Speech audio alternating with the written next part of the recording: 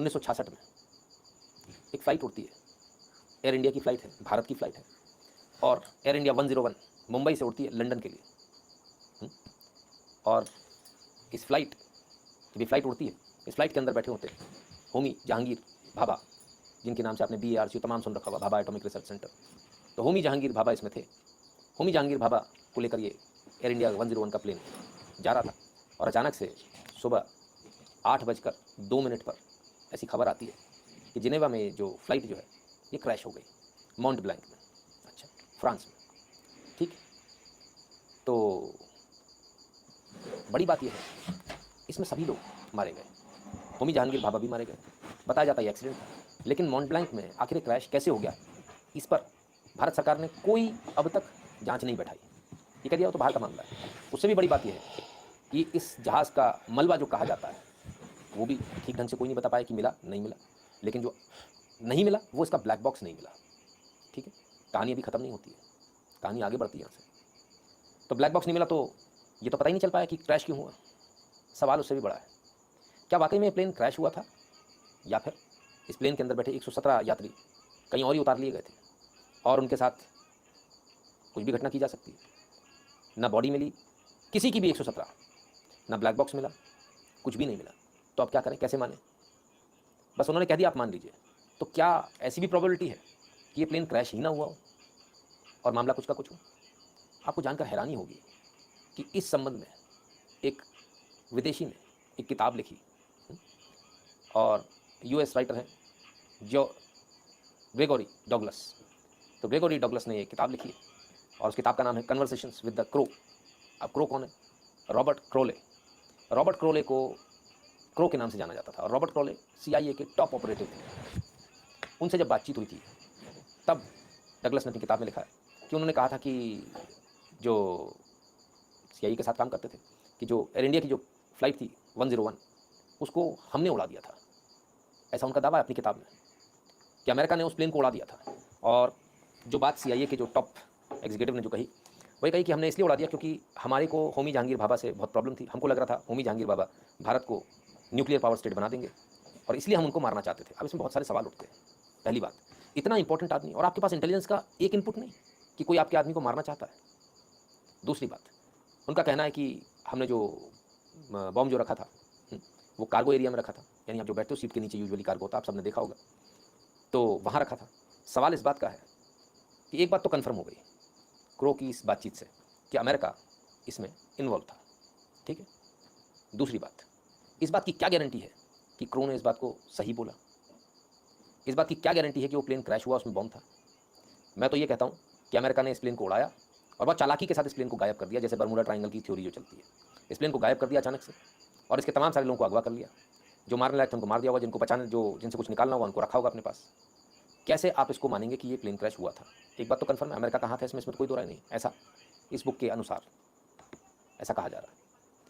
तो कोई प्रत्यक्ष प्रमाण से मिलते नहीं होमी जहांगीर भाभा की, ना तो बॉडी मिली, ना ही कोई प्रत्यक्ष रूप से कोई कह सकता है कि भाई, और ये कोल्ड ब्लडेड मर्डर था देखा जाए तो। सिर्फ इतना नहीं, ये तो 1966 की बात हो गई। 1971 में चले, वो आयरन लेडी, ये सब उन्हीं का दौर चल रहा ना। हाँ, तब क्या हुआ? How did a scientific talent like Vikram Sarabhai met with an unnatural death? 30 दिसंबर 1971 को father of India space programme कहा जाता है इनको। होटल में, एक होटल के रूम में कोवलम में मृत पाए गए। बड़े कमाल की बात है। कौन? विक्रम साराभाई, भारतीय स्पेस रिसर्च को शुरू करने वाले, उसके फादर। इसमें भी बड़ी एक अजीब घटना होती है। इसमें भी इनकी ऑटोप्सी नहीं होती, यानी कि पोस्टमार्टम नहीं होता है। इसमें भी कोई इन्वेस्टिगेशन नहीं होती है, कुछ भी नहीं होता है, जबकि इससे पूर्व इनको कोई बीमारी नहीं थी, कुछ भी नहीं था। ऐसी रहस्यमयी मौत, और इतने टॉप के साइंटिस्ट की, मतलब जिसे दुनिया जानती हो। बड़ी हैरानी की बात है कि भारत ने तभी भी कुछ इन्वेस्टिगेशन नहीं करी, कुछ नहीं किया। अब इसके आगे चलते हैं, और क्रायोजेनिक इंजन पर स्टडी करने वाले, क्रायोजेनिक इंजन बनाने वाले जो साइंटिस्ट थे उनको अचानक से केरल की पुलिस उठा लेती है, IB का फेक केस बनाती है और उनको जो है जेल में डाल दिया जाता है। हम नंबी नारायण जी की बात कर रहे हैं। बाद में जो है पता चलता है कि केस फैब्रिकेटेड था। ये काम भी कांग्रेस सरकार में हुआ था 1994 में, 30 नवंबर 1994। 2009 में आ जाते हैं, न्यूक्लियर साइंटिस्ट थे लोकनाथ महालिंगम, गायब हो गए, नहीं मिले। सुबह मॉर्निंग वॉक पे गए थे, वहाँ से गायब हो गए। इसके बाद 5 दिन बाद काली नदी है वहाँ पर, उसमें उनकी लाश मिलती है। बड़े मज़े की बात है कि इसी इलाके में इससे पहले कुछ ही हफ्तों पहले एक और साइंटिस्ट गायब हुआ था, उसकी लाश भी उस जंगल में मिली थी। कमाल हो गया। और हमारी सरकारें सो रही थी बैठ के, तभी भी कांग्रेस सरकार थी। जो घटना बताई 2009 की मैंने, 2009 से लेकर 2013 तक 11 इंडियन न्यूक्लियर साइंटिस्ट की अननेचुरल डेथ हुई थी। हम इसको हत्या करें तो ज़्यादा अतिशयोक्ति तो नहीं होगी, लोग बुरा तो नहीं मानेंगे।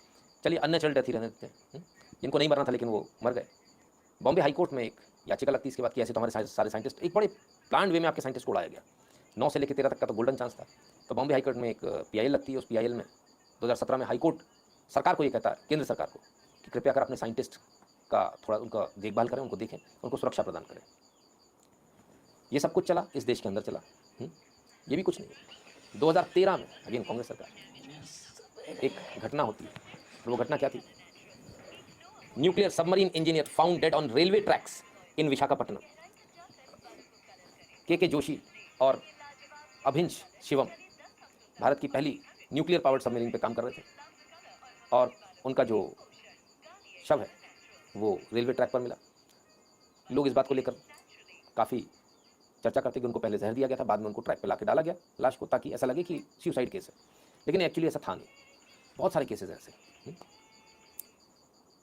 2013 में एक आर्टिकल छपा था संडे गार्जियन, जिसमें ये लिखा गया था कि PMO जो है कंसर्न नहीं है अपने साइंटिस्ट की डेथ को लेकर, कोई चिंता नहीं है उसको। बहुत तरीके से और सोच समझकर ऐसे साइंटिस्ट को हटाया गया जिससे भारत को लंबा नुकसान हो, रास्ते से हटा देगा, उनकी हत्या कर देगा। तो ये सब कुछ हुआ सर आपके देश में। कोई बोलने वाला नहीं था, कोई देखने वाला नहीं था। आज परिस्थितियाँ बदल चुकी हैं, लेकिन हमने जिन लोगों को खो दिया, अगर वो हमारे पास आज होते तो संभवतः हम शायद कहीं और होते। हम इससे कई गुना ज़्यादा आगे होते, लेकिन नहीं दिया लोगों ने ध्यान। ठीक है ना।